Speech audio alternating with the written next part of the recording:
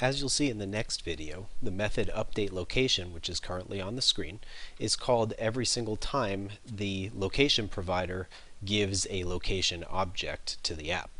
We receive that location object and make sure that it's not null, and then we also check to make sure that we have the GPS fix, meaning that we're properly communicating with the GPS satellites so that we know we're getting good GPS data.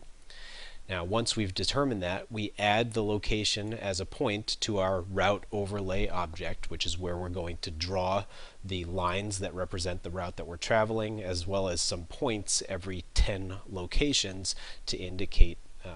positions along the route. And then separately, if there was a previous location, we add the distance between the current location and the previous location to our distance traveled, and we use the distance_to method provided by class location to do that.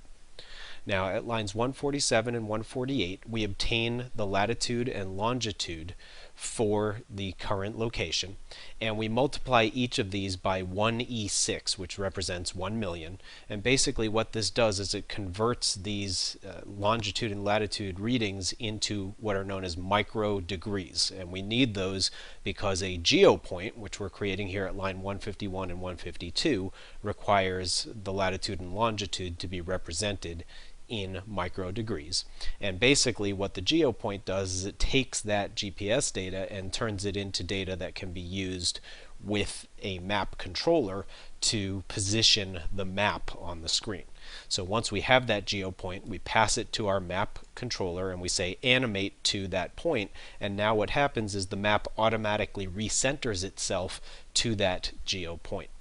Then finally at line 158, we call our bearing frame layout's setBearing method, passing it the result of location.getBearing, which returns the direction in which we're traveling, and then we tell the bearing frame layout to invalidate itself, which is going to cause that to redraw. And at the end of the method, we store the current location in our variable previous location. Now, when you're operating within the AVD, the getBearing method does not give you any information that allows you to reorient the map based on the direction that you're traveling. However, it is possible instead to use a method named bearing_to, and you can call that on the previous location object, passing the current location object as an argument. And if you were to use that method of determining the bearing, then you would actually get the maps reorienting properly even inside of an AVD.